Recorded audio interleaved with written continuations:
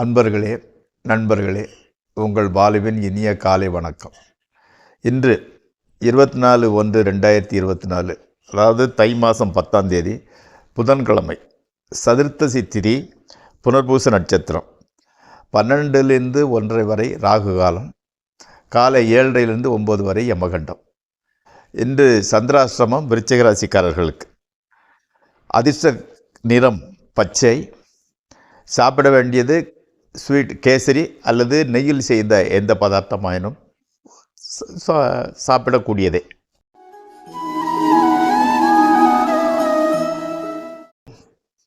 மேசராசி. கடன் தொல்லை குறையும். கவர்மெண்ட் உத்தியோகம், அதாவது கவர்மெண்ட் எக்ஸாம் அல்லது இன்டர்வியூக்கு செல்வதற்கு நல்ல நாள். மருத்துவத்துறை அல்லது ரெவென்யூ துறை, நிர்வாகத்துறையில் இருப்பவர்களுக்கு வேலை உயர்வு, உத்தியோக உயர்வு இருக்கும். சிறிது அலைச்சல், மற்றபடி நல்ல நாள் தான். ரிஷபராசி. கர்ப்பமான பெண்கள் குழந்தை ஆரோக்கியத்தை காக்கக்கூடிய மருந்துகளை உட்கொள்ளுவீர்கள். செல்ல பிராணிகளை வாங்க நினைப்பீர்கள். முரட்டுத்தனமாக பேசமாக நளினமாக பேசினால் நல்ல பெயர் கிடைக்கும். பெற்றோர் கோவில்களுக்கு சென்று வருவர். அந்த புண்ணியம் கூட உங்களைத்தான் சேரும். மிதுன ராசி. உடலில் அதிக உஷ்ணம். மருத்துவக் கல்லூரி மாணவர்களுக்கு அனுபவ பாடம் கிடைக்கும். ஆடம்பர பொருள், துணிமணி வாங்க செலவு செய்வீர்கள். தொழில் முன்னேற்றம். குடும்பத்தில் சந்தோஷமான சூழ்நிலை, சுகம். வாழ்க்கை துணைக்கு தேவையான வாக்குவாதங்கள், முயற்சியில் வெற்றி கிடைக்கும். வெளிநாட்டு பயணங்கள் உண்டாகும். அடுத்து கனகராசி. கணுக்கால் வலி, உபத்திரவம் உண்டாகும். வேலைவாய்ப்பு கிடைக்கும். ஆயுர்வேத மருந்து நன்மை பயக்கும். கடகராசிக்காரர்களுக்கு அஷ்டமசனி நடப்பதால் தவறாமல் சாயங்காலம் சாப்பாடை குறைத்து கொள்ளவும், ஆஞ்சநேயர் அல்லது நவகிரகம் அல்லது சனி பகவான் கோயிலுக்கு சென்று வர உங்களது சனியின் தொந்தரவுகள் குறையும். சிம்மராசி. வெடுக்கென பேசிவிடுவீர்கள். சுற்றத்தினர் மத்தியில் திமிர் பிடித்தவர் என்ற பெயர் ஏற்படும். வாயு தொல்லை உண்டாகும். குழந்தைகள் எதிர்காலத்தை பற்றிய கனவு நனவாகும். சூழ்நிலை. மாணவர்களுக்கு படிப்பில் ஆர்வ கோளாறு உண்டாகும். சூழ்நிலை மீன்ஸ் வீட்டில் டிவி போட்டது, வைக்கிறது, எடுக்கிறது, சண்டை சச்சரவு, சத்தத்தினால அவங்களுக்கு படிப்புக்கு உண்டான ஒரு கான்சன்ட்ரேஷன் கம்மியாகுது. ஆமாம். அடுத்து கன்னிராசி. பணச்செலவு எதிர்பார்த்தபடி அதிகமாக ஏற்படும். உடலில் காரணமில்லாத உடல் வலி, சோர்வு உண்டாகும். உத்தியோகத்தில் உள்ளவர்களுக்கு புதிய பொறுப்பு கிடைக்கும். வாழ்க்கை துணை உற்சாகம் கொண்டு இருப்பார். இது துளாராசி. காலில் பித்த வெடிப்பு, ஆணி போன்றவைகள் பிரச்சனை தரும். பிரயாணம், சிறு பிரயாணம் நன்மை பயக்கும். வேலையாட்கள் நல்ல வேலையாட்கள் அமைவர். மனம் பக்தி மார்க்கத்தில் ஈடுபடும். எல்லாம் நன்மைக்கே என்ற ஆன்மீக சிந்தனை உருவாகும். அடுத்து விருச்சகம். மெடிசன், லெதர், பிளாஸ்டிக், கெமிக்கல் சம்பந்தப்பட்ட வியாபாரத்தில் உள்ளவர்களுக்கு நல்ல லாபம் கிடைக்கும். கனவு நனவாகக்கூடிய நாள். தொழிலில் ஜெயிப்போம் என்ற நம்பிக்கை. குழந்தையின் மேற்படிப்புக்காக கடன் வாங்குவீர்கள். வீடு, பழைய வீடு அல்லது பழைய வாகனம் வாங்கக்கூடிய சூழ்நிலை உருவாகும். அது வாங்கலாம், ஒன்றும் பிரச்சனை இல்லை. அடுத்து தனுசு. எல்லோராலையும் போற்றப்படுவீர்கள்.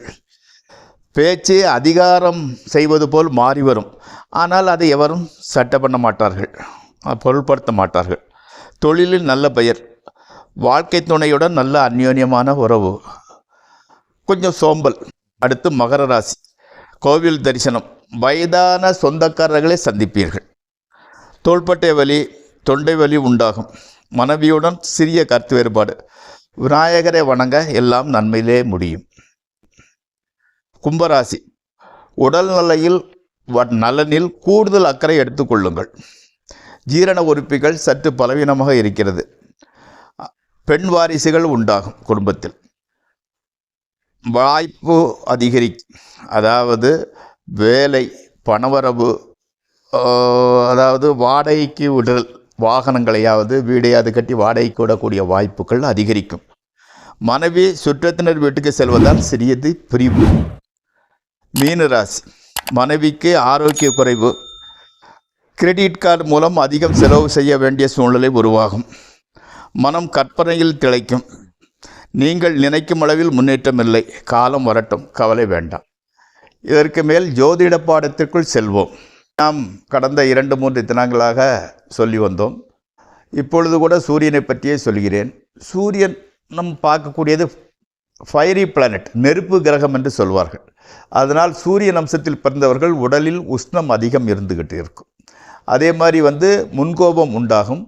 உடலில் பித்தமும் அதிகரிக்கும். பித்த உடம்புன்னு சொல்லுவாங்க. அந்த மாதிரி ஒரு சூழ்நிலை உருவாகும். ஒருத்தர் அரசியலில் உள்ள ஒருத்தர் மக்கள் தலைவராக வேண்டுமென்றால் சூரியனோட அருள் கண்டிப்பாக வேண்டும். அவர்தான் மக்கள் தலைவராக ஆக முடியும். தைராய்டு, எலும்பு, வலது கண், ஹார்ட், அதாவது இதயம், இதையெல்லாம் கண்ட்ரோல் செய்யக்கூடியது சூரிய பகவான் தான். நான் சிறு வயதில் இருக்கும்போது தைராய்டு என்று ஒரு பிரச்சனை என்னன்னு கேள்விப்பட்டதே இல்லை. இப்பொழுது பாதி பேருக்கு தைராய்டு ப்ராப்ளம் வருகிறது.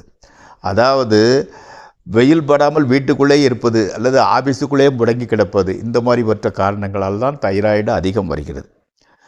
நம்மளை வியக்க வைக்கக்கூடிய ஒரு விஷயம், பல்லாயிரம் ஆண்டுகளுக்கு முன்னாலே ஜோதிட வந்துவிட்டது. ஜோதிட பாடத்தில் முக்கியமான சப்ஜெக்ட் சூரியன் கண்ட்ரோல் செய்வது எலும்பு, அதாவது எலும்பை ஆட்சி செய்வது சூரியன். இப்பொழுது விஞ்ஞானம் அதிகபட்ச வளர்ச்சியில் இருக்கும்போது சயின்டிஸ்டுகள், விஞ்ஞானிகள் என்ன கண்டு கொண்டு இருக்கிறார் என்றால், எலும்பு தேய்மானம் அல்லது எலும்பு வீக்காக இருப்பது, அதாவது பலமிழந்து இருப்பது, இதற்கெல்லாம் காரணம் விட்டமின் டி குறைபாடு என்று கண்டுபிடித்திருக்கிறார்கள். ஓகே, சூரியன் தான் மனிதர்களுக்கு, விலங்குகளுக்கு, தாவரங்களுக்கெல்லாம் வைட்டமின் டியை கொடுக்கிறது. அப்பொழுது வைட்டமின் டி கிடைத்தால், அதாவது வெயிலில் நடந்தால், சூரிய ஒளி நமது உடம்பு மீது பட்டால் ஆட்டோமேட்டிக்காக எலும்பு பலமாக இருந்துவிடும். போனதெல்லாம் போகட்டும், இப்போதாவது காலையில் சற்று சூரியன் வரக்கூடிய நேரத்தில் வாக்கிங்கோ ஏதோ ஜாக்கிங்கோ சென்று அந்த வைட்டமின் டியை பெற்று நிம்மதியாக இருப்போம். அப்பொழுது எலும்பின் குறைபாடு, எலும்பு மூலமாக வரக்கூடிய பிரச்சனைகள் மேக்சிமம் கம்மியாகும்.